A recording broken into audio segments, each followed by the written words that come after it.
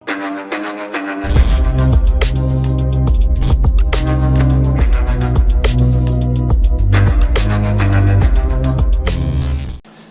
वालेकुम गाइस आप सबका वेलकम करता हूँ मैं एक बार फिर से मेरे इस यूट्यूब चैनल पर। तो गाइस आज हम जिस टॉपिक पर बात करने वाले हैं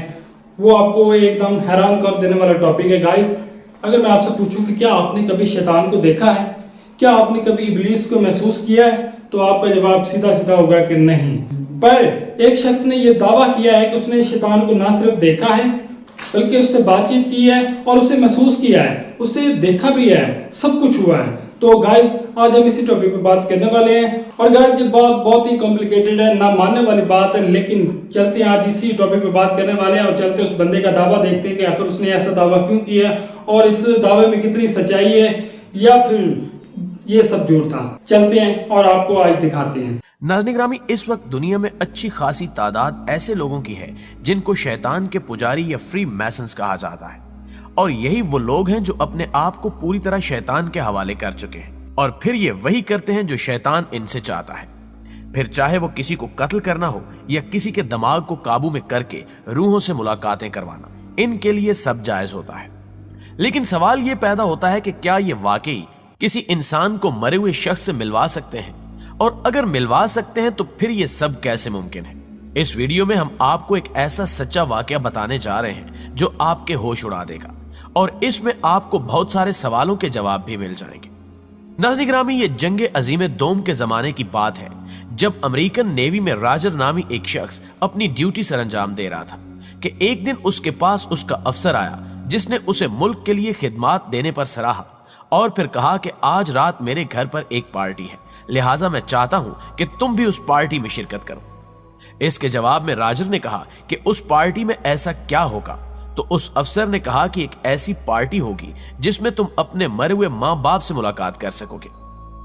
राजर बताता है कि मैंने सोचा कि ऐसे भला कैसे मुमकिन है, इसलिए मैंने जोरदार कहका लगाया और कहा कि सर ये तो नामुमकिन है। लेकिन वो अफसर अपनी बात पर कायम रहा और उसने एक मर्तबा फिर कहा कि मैं सच में तुम्हारी मुलाकात तुम्हारे मरे हुए वालिदैन से करवा सकता हूं। राजर बताता है कि यह सुनकर मैं डर गया और कुछ वक्त के लिए मुझे लगा कि यह मेरे सामने खड़ा हुआ शख्स बिल्कुल पागल हो चुका है जिसे इलाज की जरूरत है।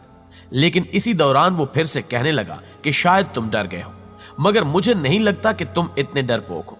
राजर कहता है कि इसकी ये बात सुनकर मेरे अंदर जोश आ गया और मैंने कहा कि ठीक है सर, मैं आपकी पार्टी में जरूर आऊंगा। लिहाजा रात हुई और मैं तैयार होकर उस पार्टी में जा पहुंचा, और जब मैं वहां गया तो मैंने देखा कि मुल्क के तमाम मशहूर लोग वहां मौजूद थे और वहां स्टेज पर एक ऐसी लड़की मौजूद थी जिसने एक बड़ा सा बुर्का पहन रखा था, जबकि उस लड़की की शक्ल और हरकत काफी खौफनाक मालूम हो रही थी और उसके नाखून भी काफी लंबे थे, जबकि वो लोगों की ख्वाहिश पूरी कर रही थी। रॉजर कहता है कि मैं वहां एक जगह बैठ गया और बड़े गौर से सारा माजरा समझने की कोशिश करता रहा, लेकिन मुझे सिर्फ यही बात समझ में आई कि जब भी कोई लड़का या लड़की उसके पास जाकर अपनी कोई ख्वाहिश बताते तो वो उसे बिल्कुल वैसे ही पूरा कर देती। रॉजर ने बताया कि कुछ देर बाद उसके सामने एक लड़की आई जिसने आकर कहा कि मुझे अपने मरे हुए दोस्त से मिलना है जो एक एक्सीडेंट में आज से 2 साल पहले मर गया था, और मैं उसे अच्छे से गुड बाय नहीं कर सकी थी। उस लड़की का इतना ही कहना था कि अचानक पर्दे के पीछे से निकलकर एक बंदा हमारे सामने आ गया जिसे देखकर मेरे रोंगटे खड़े हो गए, क्योंकि मैं जिंदगी में ये सब पहली बार देख रहा था। बहरहाल वो औरत उससे बात कर रही थी और साथ में रोती जा रही थी। रॉजर कहता है कि उसके बाद मेरी बारी आई, लेकिन मैं ये सब देखकर काफी डरा हुआ था, इसलिए मैंने कांपती हुई आवाज में उससे कहा कि मुझे अपने वालिदैन से मिलना है जो कुछ साल पहले इस दुनिया से जा चुके हैं। और मैं ये देखकर हैरान रह गया कि कुछ ही सेकंड्स बाद मेरे वालिदैन मेरे सामने मौजूद थे और मैंने उनसे बात की। मैं रोने लगा और कहने लगा कि मैं आपको याद करता हूं वगैरह वगैरह, लेकिन ये मुलाकात चंद मिनट तक ही जारी रही और फिर मेरे माँ बाप मुझे अलविदा कहते हुए पर्दे के पीछे चले गए। जिसके बाद वही अफसर मेरे पास आया और उसने मुझसे कहा कि ये सारे लोग मेरे ग्रुप के मेंबर हैं और मैं चाहूंगा कि तुम भी इस ग्रुप को ज्वाइन कर लो जिसका नाम फ्री मैसन है, और अगर तुम इस ग्रुप को ज्वाइन कर लेते हो तो तुम्हें बहुत सारा पैसा और ताकत भी मिलेगी जो सारी जिंदगी तुम्हारे काम आएगी। रॉजर अपने इंटरव्यू में मजीद बताता है कि हमारी गुफ्तगू ऐसे जारी रही और फिर अचानक उस अफसर ने मुझे बताया कि हमारे पास एक बंदा आता है जो हमें हेड करता है और हमें दुनिया में रहने का तरीका बताता है, लिहाजा इस बार जब वो आया तो मैं तुम्हें भी उससे जरूर मिलवाऊंगा। रॉजर कहता है कि आखिर वो दिन आ गया जिस दिन उस शख्स ने वहां आना था, लिहाजा मैं भी वहां चला गया और देखा कि वो शख्स सारे ग्रुप को मुख्तलिफ हिदायत दे रहा है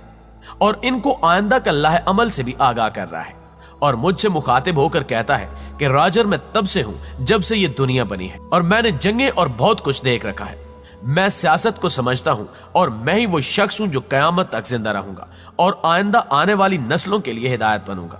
लिहाजा तुम्हारे लिए सबसे बेहतर यह है कि तुम मेरे साथ दोस्ती रखो, जिसके बदले में मैं तुम्हें ताकत, शोहरत और पैसा दूंगा। वो सब कुछ दूंगा जो तुम चाहते हो, लेकिन अगर तुम मेरे नजरिए के खिलाफ चलना चाहते हो और मुझसे दुश्मनी रखना चाहते हो तो ये तुम्हारे लिए बड़े घाटे का सौदा होगा। रॉजर कहता है कि ये सब देखने के बाद मैंने बाइबल समेत मुख्तलिफ किताबों का मुतालिया शुरू कर दिया ताकि मैं ये जान सकूं कि आखिर ये सारा माजरा है क्या और ये पागल शख्स कौन होने का दावा कर रहा है।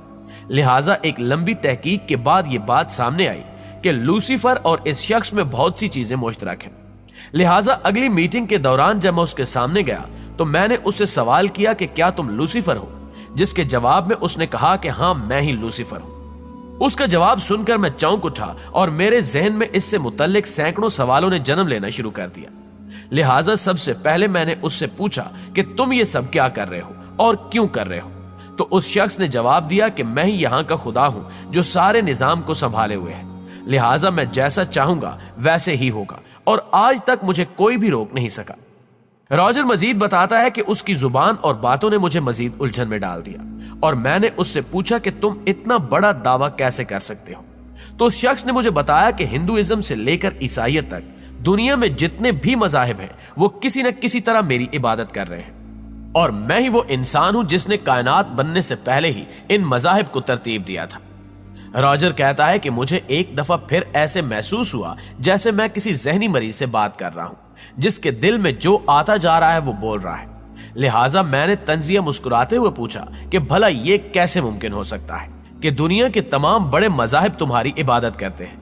जिस पर उसने कहा कि तुमने अक्सर चर्चेज में देखा होगा कि जिस जगह ईसाई इबादत करते हैं उस जगह के पीछे से सूरज निकल रहा होता है।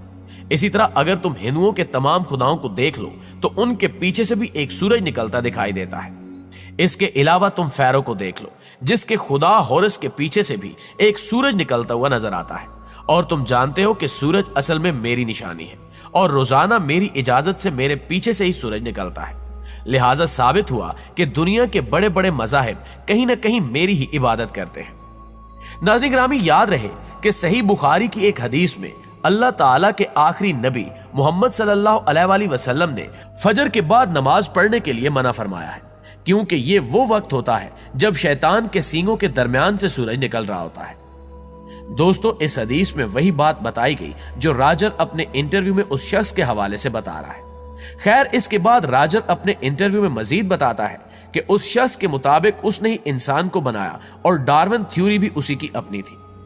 रॉजर आखिर में बताता है कि ये सब देखने और सुनने के बाद मैं बहुत घबरा गया और उसके साथ गुफ्तगू खत्म करके फौरन घर लौट आया। तो गाइस, अगर आप सबको मेरी वीडियो अच्छी लगी है तो इस वीडियो को लाइक जरूर कीजिएगा और मेरे इस यूट्यूब चैनल को सब्सक्राइब जरूर करें। थैंक यू सो मच, देखने के लिए बहुत बहुत शुक्रिया। तब मिलते हैं नेक्स्ट वीडियो में, तब तक के लिए अल्लाह हाफिज।